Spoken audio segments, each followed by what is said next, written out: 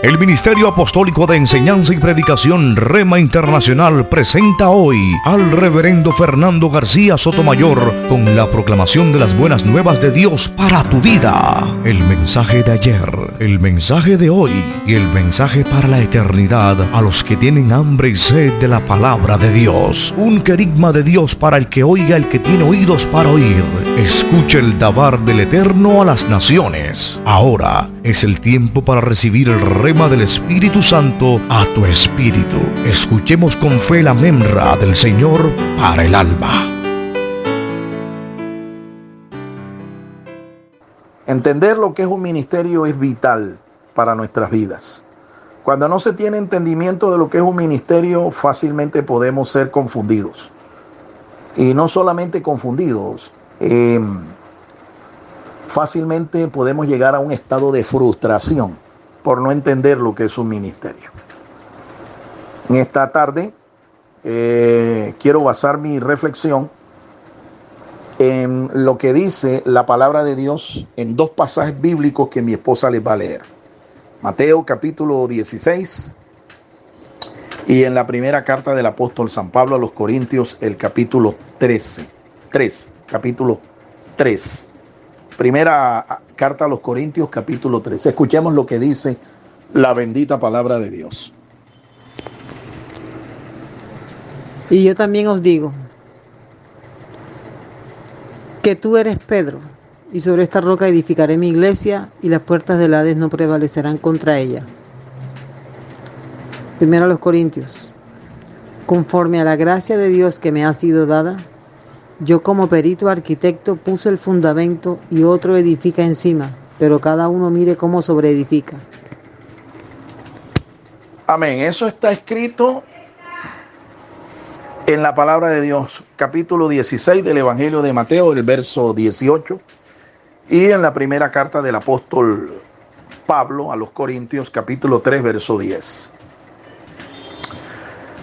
Quiero hablar en esta ocasión de un tema que es muy importante, que tiene que ver con lo que es la naturaleza de la iglesia. Ese es mi tema, la naturaleza de la iglesia. Esta es una asignatura que se estudia a nivel de licenciatura, lo que es la eclesiología. La eclesiología, la naturaleza de la iglesia. Cuando un estudiante se matricula en esta asignatura y yo soy el docente de esta materia, la primera pregunta que yo le hago al estudiante es la siguiente: ¿por qué cree usted que se debe predicar el evangelio? ¿Por qué razón cree usted que se debe predicar el evangelio? Esta es una buena pregunta para cada uno de ustedes. ¿Por qué predican ustedes el evangelio? Bueno, las respuestas son múltiples.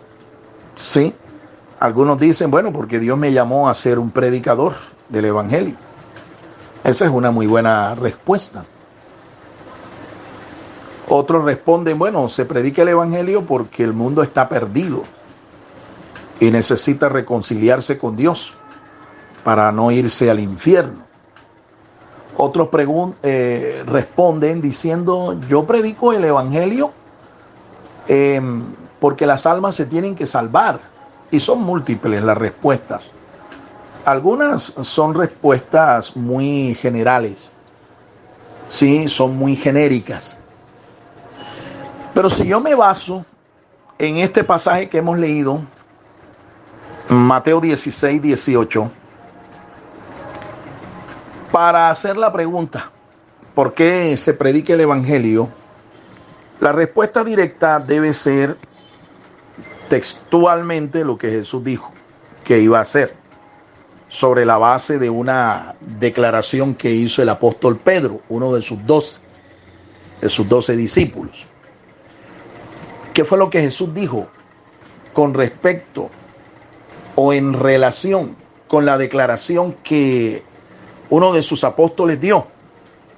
Sabemos que es el apóstol Pedro por el contexto del pasaje.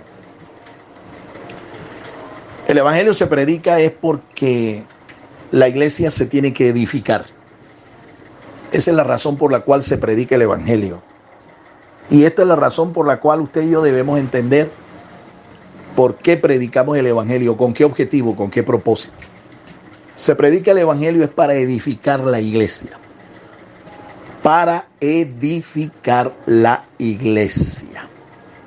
Ahora, entendemos la iglesia como el cuerpo espiritual de Jesucristo. Aquellos que son llamados de entre todos los pueblos, de entre todas las naciones, para conformar la asamblea sagrada, la santa asamblea de salvos. Eso es lo que es la iglesia. Y una iglesia como tal tiene dos expresiones. Una universal, ¿sí? Y una local. La expresión global, la expresión universal de la iglesia tiene que ver con el reino de los cielos, acercándose aquí a la tierra, entre los hombres, el reino de los cielos. El reino de los cielos se ha acercado y se ha acercado en nombre de Jesucristo, y el reino de los cielos abarca la iglesia universal de Jesucristo. Es el cuerpo espiritual de todos aquellos que en todo lugar profesan la misma fe, tienen o confiesan el nombre del Señor. Esa es la iglesia universal, la iglesia espiritual de Jesucristo. ¿Sí? Todos los miembros de su cuerpo que creen en Él, en donde quiera que estén, en Rusia, en Alemania, en Europa, en Asia, en África, en América, en donde quiera que estén. Cada creyente universalmente conforma la iglesia de Jesucristo. Ahora, esta iglesia tiene unos fundamentos, ¿no? Esta iglesia tiene una confesión de fe que es universal y tiene un pastor universal, se llama Jesucristo. Jesucristo es el pastor de todos los cristianos. Jesucristo es el pastor de todos aquellos que conforman su cuerpo espiritual, su asamblea espiritual. Pero la iglesia tiene también una expresión visible, una expresión local. ¿Y quiénes son aquellos que conforman la iglesia local de Jesucristo?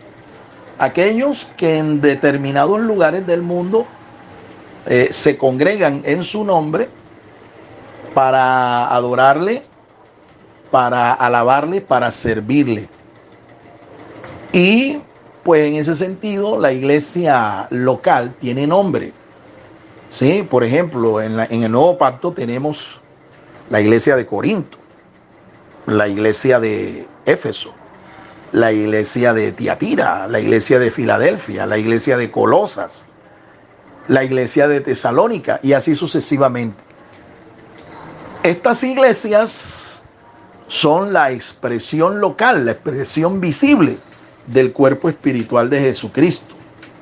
Los creyentes que profesamos el nombre del Señor. Esto es importante que lo sepamos porque así como la iglesia universal tiene un pastor universal, así cada iglesia local tiene un pastor local y tiene un cuerpo de ancianos que presiden, que gobiernan en esta asamblea local. Bien, esto debe estar absolutamente claro. Cuando hablamos de eclesiología, entonces estamos hablando del estudio teológico, sistemático de lo que es la iglesia. El pasaje que hemos escogido, el primero de ellos en Mateo, Jesús hizo una pregunta, ¿sí?, a sus discípulos y ellos se remitieron a dar una respuesta en tercera persona, es decir, lo que decían otros. Pero Jesús nuevamente les hace la pregunta y les dice, pero ustedes, ¿quién dicen que es el Hijo del Hombre? Y es entonces cuando Pedro, uno de los 12, da esta gloriosa respuesta. Tú eres el Cristo, el Hijo del Dios viviente. Sobre esa declaración, Jesús se remite nuevamente a Pedro. ¿Cuál declaración? La declaración que Pedro había hecho de que Jesucristo era el Mesías, el Hijo del Dios vivo. Sobre esa declaración, entonces Jesús dice, bueno, Pedro, sobre esta declaración, esta confesión que tú has hecho, yo voy a edificar mi iglesia. Y las puertas del Hades son una expresión figurada.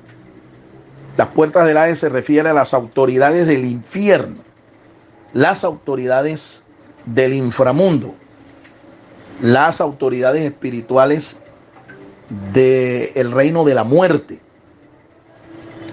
Esas son las puertas del Hades. Jesús dijo que la iglesia que él iba a edificar prevalecería sobre las autoridades del infierno. Así que ahí hay una promesa y es una palabra profética sobre la cual nosotros nos apoyamos para creer que venga lo que venga, levántese quien se levante en oposición a la iglesia de Jesucristo va a prevalecer. Ni el socialismo, ni el imperio romano, ni el imperio griego, ni el imperio de los musulmanes, ninguna institución humana, ningún poder humano podrá prevalecer y derrotar y destruir a la iglesia. ¿Por qué? Porque Jesucristo es quien la sostiene. Jesucristo fue quien la edificó. Y la edificó sobre la confesión que hizo Pedro. Los católicos romanos han creído que Jesucristo edificó la iglesia fue sobre Pedro. Pero es imposible poder aceptar una interpretación de esta naturaleza, porque la iglesia de Jesucristo no puede estar fundada sobre ningún ser humano, así sea que sea un hombre piadoso y lleno del poder del Espíritu Santo.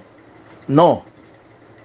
De este modo, si la iglesia estuviera fundada sobre un ser humano, sobre un hombre, la iglesia hace tiempo ya se hubiera destruido. La iglesia hubiera acabado ya. Pero la iglesia está en pie, firme, aguardando la esperanza bienaventurada que guardamos, la venida del Señor. Está firme porque Jesucristo fue quien la edificó. Jesucristo fue quien la fundó. De modo que cuando hablamos de iglesia, entonces estamos hablando de la misma fundación de Dios. ¿Sí?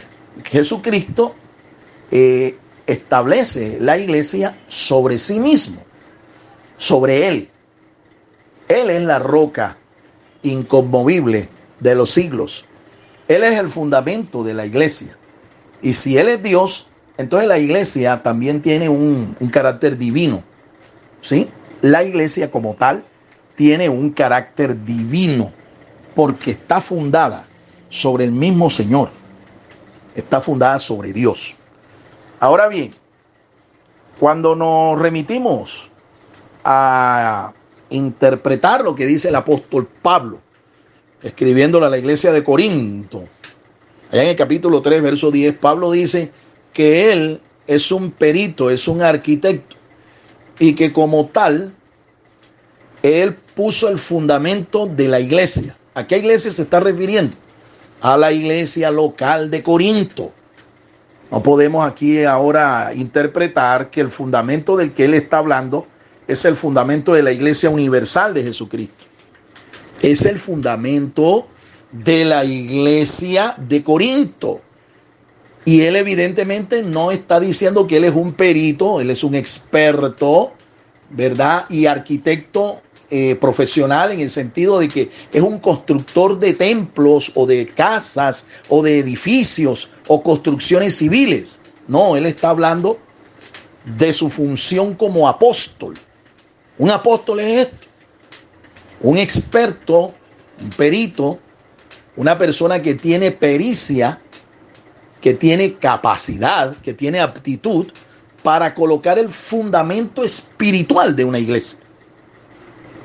El fundamento espiritual de una iglesia local, como es el caso de Corinto. Y Pablo, al parecer, es de los apóstoles del Señor que más iglesias fundó, que más iglesias estableció. El apóstol Pablo. Entonces él habla aquí con toda propiedad. Dice, yo como perito, como arquitecto, yo puse el fundamento. ¿Cuál fundamento? No puede ser otro que el mismo que dijo Jesucristo, que es el fundamento de la iglesia universal. ¿Cuál es el fundamento entonces de la iglesia universal? Ya lo dijimos, es el mismo Cristo. No puede ser otro el fundamento de esta iglesia local, la iglesia de Corinto. Jesucristo también, según lo que está explicando aquí el apóstol Pablo, era el fundamento de la iglesia de Corinto. Y no solo de Corinto, sino de todas las iglesias que él fundó. En Éfeso, en Filadelfia, en Colosas, en Tesalónica, en Berea, todas las comunidades de la provincia de Galacia, Frigia, en fin. El fundamento de una verdadera iglesia cristiana es el mismo Cristo.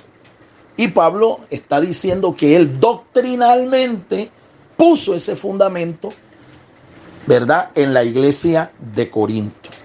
Jesucristo es el fundamento entonces de la iglesia de Corinto. Y Pablo advierte aquí, mire, ¿verdad?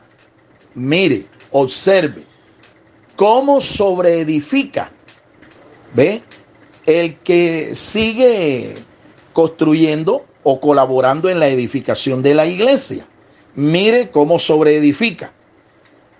Y todo este capítulo 3 de la primera carta a los Corintios habla de los materiales, ¿sí?, con los que se debe edificar la iglesia de Jesucristo. Esos materiales están representados en oro, plata y piedras preciosas.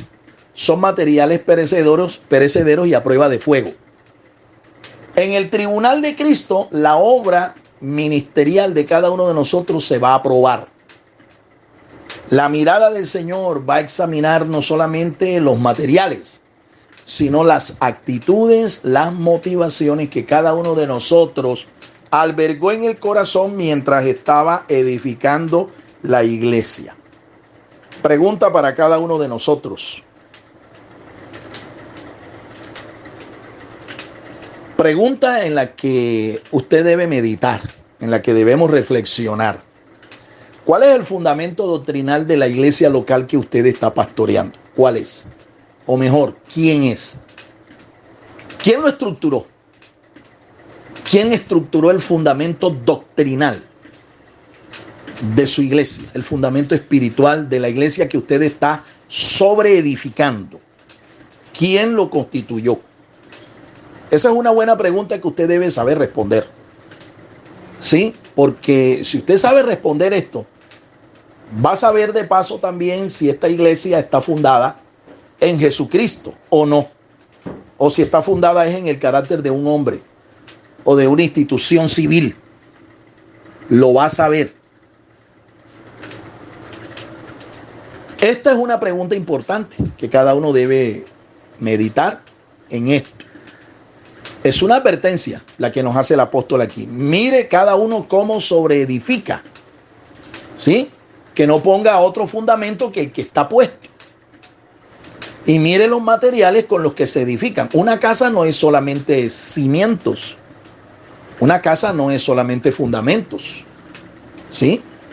Una casa también la constituyen las paredes, el techo, las puertas, las ventanas, las columnas, el piso, el sistema hidráulico, el sistema eléctrico, los acabados estéticos, etcétera, etcétera, etcétera.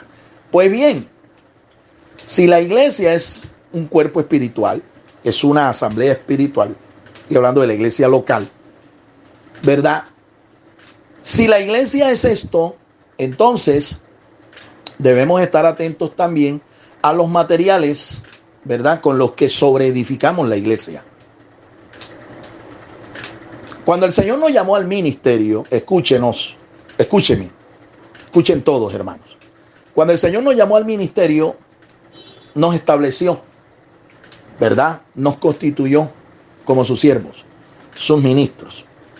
Y usted tiene la tarea, ¿sí?, sobre el fundamento doctrinal, espiritual, que se constituyó para su iglesia local. Usted debe tener la responsabilidad de seguir sobreedificando, ¿sí?, hasta que la obra termine. Hasta que la obra termine. Pero La obra de nosotros no es hacer templos. La obra de nosotros no es hacer casas, edificios. Cuando venga el Señor Jesucristo, todo esto se queda. Lo que se va son las almas. Se va en la gente. Así que la iglesia no es el templo. La iglesia es la gente. Los templos son los edificios en los que se congregan las iglesias. En mi labor de sobreedificar la iglesia, en mi labor yo debo siempre mantener la actitud de crecer, desarrollarme, crecer, crecer, crecer. Esto es con el tiempo, esto se hace con el tiempo y con la sabiduría que Dios nos da. Lograr que una iglesia llegue a tener el perfil de una iglesia neotestamentaria es un trabajo arduo que nos va a demandar todo nuestro esfuerzo, toda nuestra consagración. Nos va a demandar todos nuestros talentos, todos nuestros recursos. Nos va a demandar todo de nosotros. Esta es la tarea nuestra. Crecer, que la iglesia siga desarrollándose. ¿Y en qué áreas yo debo procurar que la iglesia se desarrolle para alcanzar el perfil de una verdadera iglesia neotestamentaria? ¿En qué áreas? Lo primero es, obviamente, en la capacidad de autogobernar la iglesia. Autogobernarse. Y en síntesis, toda iglesia debe tener 3 autos. Tome nota de esto. Espero que esté tomando nota. Toda iglesia debe tener 3 autos. No 3 coches, no 3 automóviles, no 3 carros. 3 autos. Le voy a decir cuál es el primer auto. Debe procurar autogobernarse. Autogobernarse. Segundo, debe procurar autopropagarse. Autopropagarse. Eso habla de multiplicación. Y en tercero, el tercer auto que debes tener como iglesia local es la capacidad de autosostenerse, autofinanciarse. Alabado sea Dios. Enfoquémonos entonces en el primer auto. Embarquémonos aquí. Autogobernarse. ¿Qué implica esto? Yo debo formar mentores que tengan la capacidad de presidir y de compartir la carga que como pastor de la iglesia, como ministro de la iglesia yo tengo. El ministerio no se hace solo. El ministerio de llanero solitario aquí no funciona aunque tengas plata, aunque tengas tecnología, muchos recursos financieros. No funciona. Es un trabajo que se hace en equipo, en sociedad. Un pastor entonces debe enfocarse en la tarea principal de formar pastores, formar mentores. El pastor no ha sido llamado a producir ovejas en el rebaño, a parir ovejas. Quienes paren las ovejas son las ovejas. Pero las ovejas nacen es cuando nosotros formamos mentores que sean capaces de reproducirse al 30, al 60 y al 100 por 1. Claves eso en la mente. Sepúltelo ahí en su corazón. Si usted no se enfoca en formar mentores, usted nunca va a alcanzar tener una iglesia neotestamentaria, una iglesia desarrollada, una iglesia sólida, una iglesia saludable. Jamás. Autogobernarse consiste en eso. Yo tengo que involucrarme en la tarea de formar mentores, ocuparme en ellos, enseñarles a ellos, entrenarlos, capacitarlos, educarlos, compartir con ellos la tarea y esperar que ellos hagan lo mismo. ¿Sí? Esperar que ellos me ayuden a sobrellevar la carga del crecimiento de la iglesia. Esa es la capacidad de autogobernarse. Yo no puedo estar, como hacen algunos, a la casa de mentores, de líderes de otras iglesias para entusiasmarlos y traerlos de allá para que vengan aquí a ayudarme a hacer la tarea que yo tengo que hacer. Esos son pescadores de acuario, ¿oyó? Y esto es antiético. Esto es antiético. Ninguno de nosotros debe caer en esta práctica de estar detrás de líderes, de mentores, de otras congregaciones para traerlos acá y entusiasmarlos y empoderarlos acá en nuestra iglesia local. Mucho cuidado con eso. El segundo auto en el que tenemos que embarcarnos es la autopropagación. Esto nos habla de extensión. Extender nuestras estacas, reproducirnos ya no en nuevos creyentes, sino en nuevas iglesias, nuevas obras, iglesias hijas que nazcan del seno del esfuerzo de nuestra iglesia madre, nuestra iglesia local. Eso es autopropagarse. Y para eso, recuerde, no podemos tener iglesias hijas si no tenemos obreros, porque lo más importante de la obra de Dios no es propiamente la obra, es el obrero. El obrero es la clave para que una iglesia se desarrolle, para que una iglesia crezca, se extienda, se multiplique.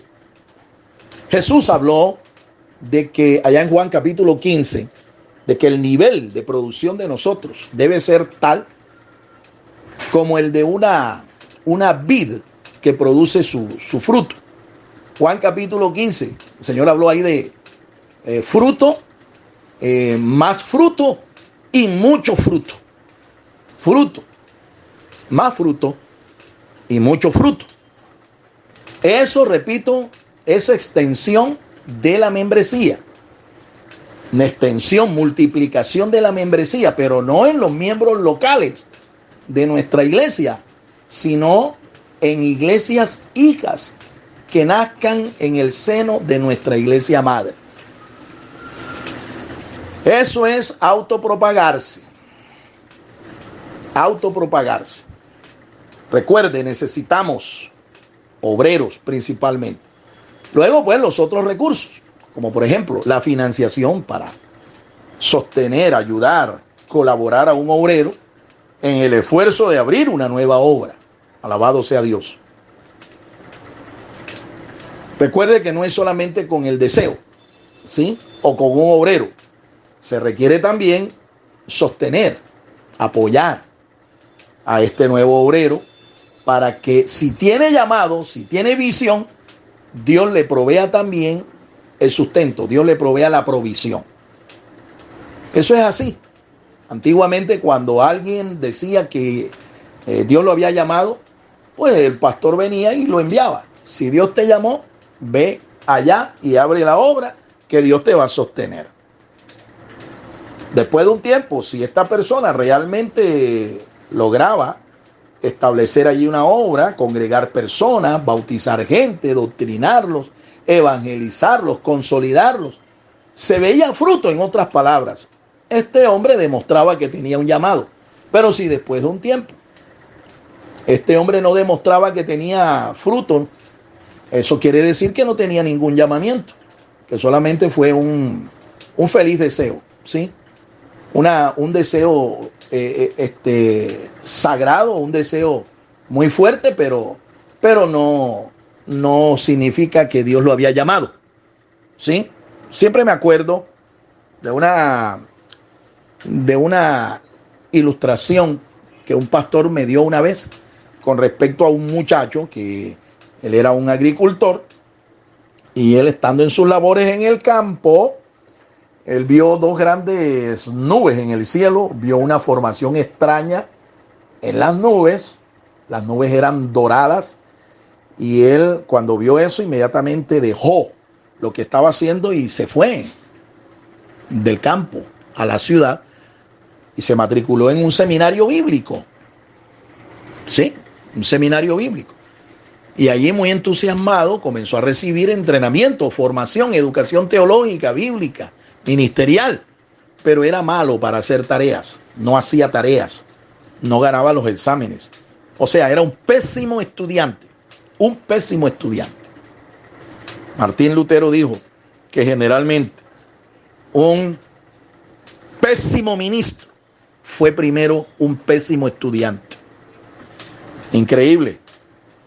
Una conclusión aquí de este teólogo protestante, Martín Lutero, pero es una gran realidad. Uno puede ver realmente el perfil de un ministro cuando está estudiando. Si es un mal estudiante, téngalo por seguro que ese nunca va a llegar a ser un buen ministro. Eso es así, eso no falla. Eso es una premisa que no falla.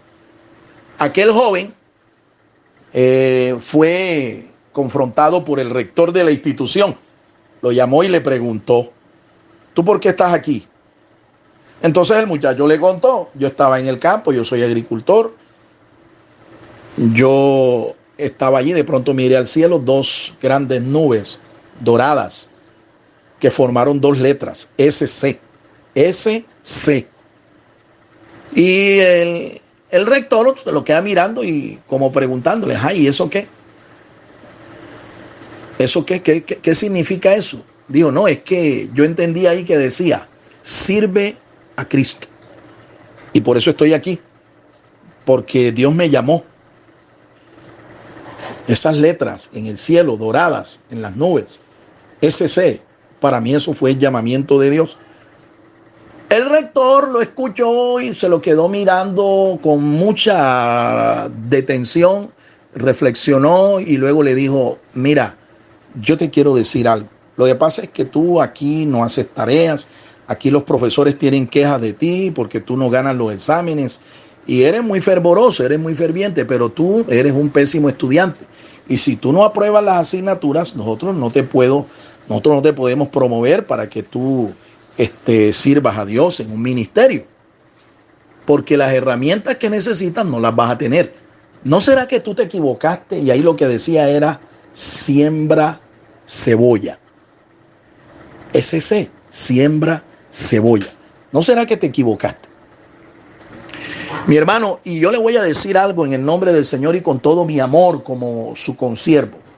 Esta es una de las cosas más duras que hay. Haberse equivocado, en el llamamiento que Dios nos ha hecho. Yo no le sirvo a Dios por agradar a mi esposa, a mis hijos, a mi familia, a mis amigos.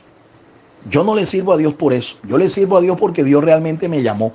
Pero yo debo tener las evidencias firmes, las evidencias concretas, las evidencias fieles de que Dios me llamó.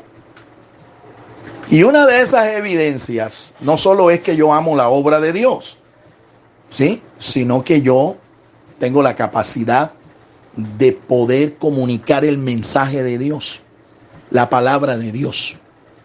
Después de haber meditado, después de haber estudiado, después de haber aplicado todas las herramientas que son necesarias para entender, para interpretar y después comunicar el mensaje de Dios. Esa es una de las evidencias más claras de que Dios me ha llamado a mí a un ministerio. Y yo las tengo. ¿Las tiene usted? Otra evidencia es de que el mismo Dios que me da la visión, me pone la carga por la obra, Él también me sustenta, me provee. Él tiene todos los días la provisión. Un ministerio que no provea ni para el pan, no provea ni para el vestido, no provea ni para el abrigo, para el alimento, ese ministerio hay que cuestionarlo. Usted tiene que pararse y reflexionar un poco a ver si fue que tú te entusiasmaste y por de pronto complacer a algún amigo, algún familiar, algún pastor, tú te embarcaste en una tarea para la cual Dios no te llamó. Esto es algo duro, lo que les estoy diciendo. Yo soy consciente de eso. Pero usted debe tener la convicción firme de que Dios a usted lo llamó a un ministerio. Porque si no tienes esta convicción, el enemigo va a usar esto. Y al primer fracaso, a la primera fricción, a la primera derrota que tú tengas, el enemigo te va a decir: pero si es que tú no eres pastor, tú no eres ministro, ¿quién te dijo que Dios te llamó? Ves a hacer lo que estabas haciendo, ¿me entiendes? Ves a vender muebles, ves a vender electrodomésticos, ves a vender libros, ¿me entiendes? Ves a trabajar en lo que estabas trabajando porque Dios a ti no te llamó. Téngalo por seguro que el enemigo va a aprovechar estas circunstancias para decirte eso. En esos momentos donde usted debe tener una convicción firme de que Dios a usted lo llamó. Alabado sea el nombre del Señor. Y el tercer auto que debe tener una una iglesia para realmente tener el perfil de una iglesia neotestamentaria es la capacidad de autosostenerse, autofinanciarse. Una iglesia es una empresa administrable, maneja recursos humanos, talento humano, maneja recursos financieros, maneja recursos físicos, recursos tecnológicos, maneja una imagen, maneja una nómina, maneja gastos administrativos. Y todo esto no se sostiene a base de oración y ayuno, mi estimado hermano. La oración y el ayuno producen comunión, santidad, devoción. Pero con oración y ayuno tú no vas a pagar el arriendo de la iglesia en donde estás. No vas a pagar los servicios públicos. Tampoco le vas a pagar el salario al pastor. El salario que es digno, que un pastor merece por su trabajo. Como dice la Biblia, el obrero es digno de su salario. Pues si una iglesia no tiene esa capacidad, todavía no es iglesia. Le falta mucho. Le falta mucho. Tiene que tener esta capacidad. Para eso hay que enseñarle a la gente la responsabilidad que tiene con la obra de Dios. El compromiso que tiene con la obra de Dios. Esto hay que enseñarlo a la luz de la palabra de Dios, sin torcer la escritura, sin darle tres vueltas, sin forzar a nadie. Usted tiene que enseñar lo que dice la Biblia y punto. Tiene que enseñarle a la iglesia que hay un modelo financiero que Dios ha establecido en su palabra para sostener la obra. ¿Cuál es ese modelo? Las ofrendas, los diezmos, las primicias y los votos. No hay nada más. Nada más está fuera de eso. La iglesia se sostiene así, de esta manera. Este es el modelo. Y esto hay que enseñarlo a la iglesia. ¿Ve? Esto hay que enseñarlo a la iglesia. Nosotros incluso, mire, somos una entidad que tiene existencia jurídica en el Estado. Y como tal, tenemos que rendir ante las autoridades civiles de nuestro país un informe anual de ingresos y de egresos. Gracias a Dios no pagamos impuestos en esta nación todavía. Aunque el gobierno actual lo intentó, pero no pudo. Pero tarde o temprano, mi hermano, esto se va a dar. Entonces, si nosotros, como institución, tenemos la responsabilidad de dar cuenta de qué es lo que entra, qué es lo que sale, cuáles son los ingresos, cuáles son los gastos. Si nosotros lo tenemos como institución, es importante que usted como pastor le enseñe esto también a cada creyente. No vaya a ser que la iglesia se le llene de una bola de ladrones allí y conviertan a la iglesia, en vez de ser casa de oración para las naciones, se convierta en una cueva de ladrones. Esto hay que enseñarlo, y hay que enseñarlo así, descarnada y claramente. ¿Me entiende? Sin tapujos, sin estarle poniendo adornitos a las expresiones, a las palabras. Nosotros tenemos una responsabilidad institucional ante el Estado. Entonces, si esto es así, como cuerpo, es importante que un pastor le enseñe también esto a cada miembro de la iglesia. No, pero es que ellos son muy pobres. Es que incluso por la palabra de Dios nosotros sabemos que la única manera de vencer la pobreza es que cada creyente aprenda a ser generoso, a ser fiel en lo poco. Y entonces es cuando Dios lo va a poner en lo mucho. Alabado sea el nombre del Señor Jesucristo. Quiero terminar con esto, mi hermano. Hace un tiempo atrás uno de nuestros pastores me preguntó que por qué yo no hacía ceremonia de ascensos. ¿Por qué él quería ser ministro ordenado ya? Sí, les recuerdo que en nosotros hay una carrera ministerial también. Cuando usted recibe un llamado, usted comienza una carrera ministerial y se le entrega su primera credencial como ministro de culto. Después de un tiempo, a base de estudios, de testimonio y de desarrollo, nosotros hacemos promociones de ascenso. La segunda credencial es la de ministro licenciado y la tercera credencial es la de ministro ordenado. Aquel pastor me preguntó que por qué él no era un ministro ordenado, por qué no era un reverendo. Entonces yo le pregunté, número uno, Usted tiene ya un cuerpo de mentores formados y establecidos al frente de cada uno de los ministerios locales de la iglesia. ¿Ya los tiene? No me respondió. La segunda pregunta que le hice fue: la iglesia que usted tiene establecido altares familiares, su iglesia local, ¿tiene altares familiares establecidos en donde potencialmente se pueda abrir una nueva obra, una iglesia hija? Tampoco tenía esto. Le hice la tercera pregunta: ¿usted vive del ministerio? ¿Usted vive del altar? ¿O usted tiene una pensión? ¿O usted trabaja secularmente? ¿De qué vive usted? ¿Usted vive del altar? ¿Sí o no? Tampoco me respondió eso. Entonces yo le dije: por eso es que yo a usted no le puedo ascender, ni a ningún pastor que no me muestre estos frutos. ¿Cuáles frutos? Ya los escucho nuevamente. Desarrollo en cada una de estas áreas. Si no hay desarrollo, no hay ascenso, no hay promoción. Usted está allí dando pasos en círculo allí, ¿verdad? De pronto estancado, o en el peor de los casos hasta retrocediendo desde el crecimiento, porque ni siquiera espiritualmente usted está creciendo como ministro. Yo siempre he dicho que el día que un ministro deja de estudiar, deja de crecer. El día que nosotros dejamos de estudiar, dejamos de aprender. De igual manera, el crecimiento de una obra local, de una iglesia local, el crecimiento de un ministerio está en proporción directa con el crecimiento del pastor. Yo lo voy a volver a repetir. El crecimiento de una obra local, de un ministerio, está en proporción directa con el crecimiento del ministro, el crecimiento personal del ministro.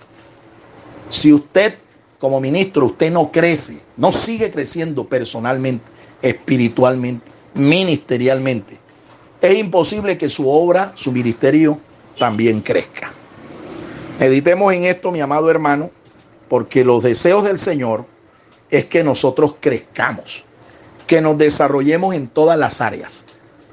A veces se puede presentar crecimiento en un área, pero cuando hablamos de desarrollo, hablamos de un crecimiento integral, es decir, en todas las áreas del ministerio.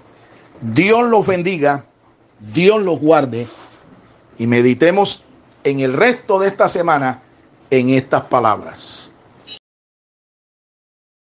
El Ministerio Apostólico Rema Internacional pone a disposición esta predicación. Ofrecemos ministración a simposios, seminarios, campañas evangelísticas, educación globalizada sana y de carácter interdenominacional. Escríbanos a ministerioremainternacional@gmail.com o llámenos al celular 316-270-7181.